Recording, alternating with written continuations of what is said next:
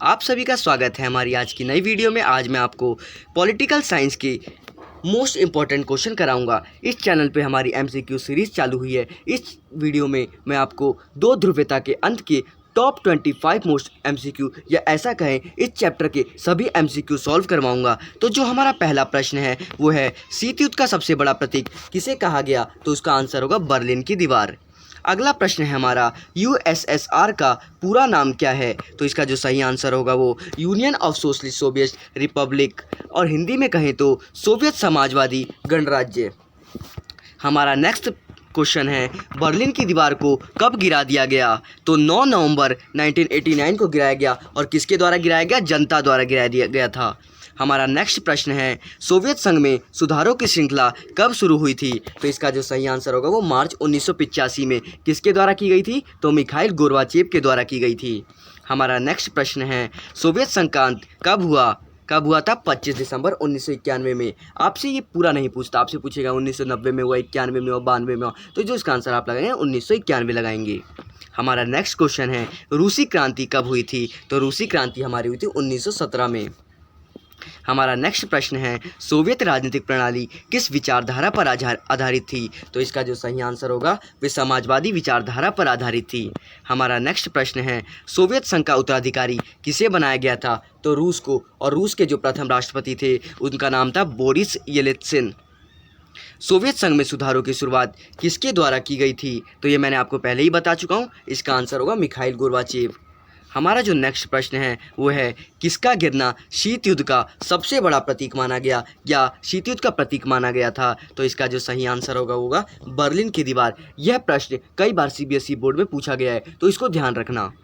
हमारा नेक्स्ट प्रश्न है सोवियत संघ के विघटन के समय किन दो गणराज्यों में हिंसक आंदोलन हुए? तो इसका जो सही आंसर होगा वो होगा चेचन्या और दागिस्तान।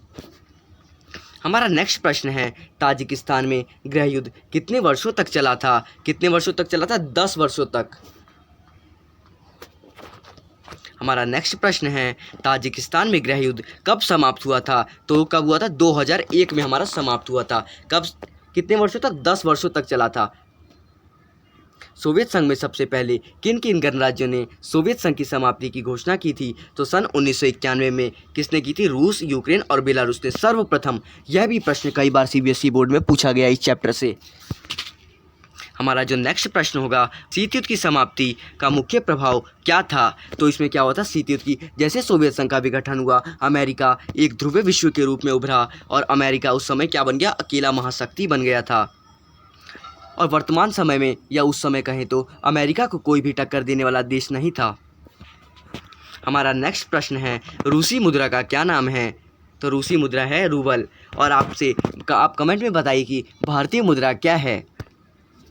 हमारा नेक्स्ट प्रश्न है बर्लिन की दीवार से क्या अभिप्राय है? यह प्रश्न 2 नंबर में कभी कभी पूछ लेता है। तो बर्लिन की दीवार को 1961 में बनाया गया और यह पश्चिमी बर्लिन को पूर्वी बर्लिन से अलग करती थी।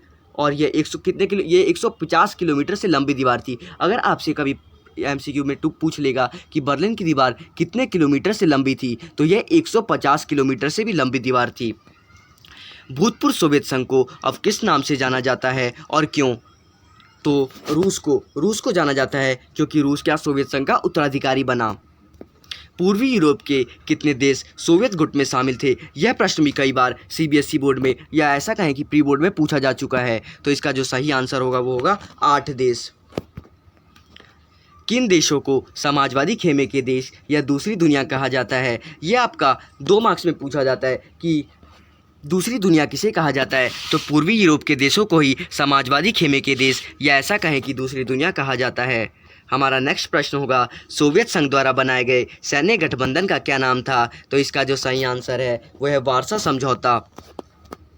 हमारा नेक्स्ट प्रश्न है किस पार्टी को सोवियत राजनीतिक व्यवस्था पर दबदबा था? मतलब ऐसी कौन सी पार्टी थी उस समय में सोवियत संघ की जिसका मतलब दबदबा था? Communist party. तो उस समय की जो कम्युनिस्ट पार्टी थी वह बहुत ही मतलब ऐसा कहिए मजबूत पार्टी थी। अब रूस का प्रथम राष्ट्रपति कौन था? तो मैंने आपको इसे मतलब पहले बता चुका हूँ पहले प्रश्न में, लेकिन इसका सही आंसर होगा बोरिस येल्त्सिन। ध्यान से देखिए इसको, बोरिस येल्त्सिन।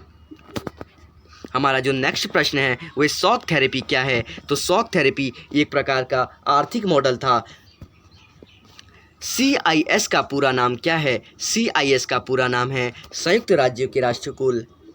अब आपसे मैं एक प्रश्न पूछूंगा कि सोवियत संघ का उत्तराधिकारी किसे बनाया गया? आप ये आंसर कमेंट में ज़रूर बताइए। और यदि आप हमारे चैनल पे नए हैं तो प्लीज़ इस वीडियो को लाइक कर दें। इस वीडियो का टारगेट बस 500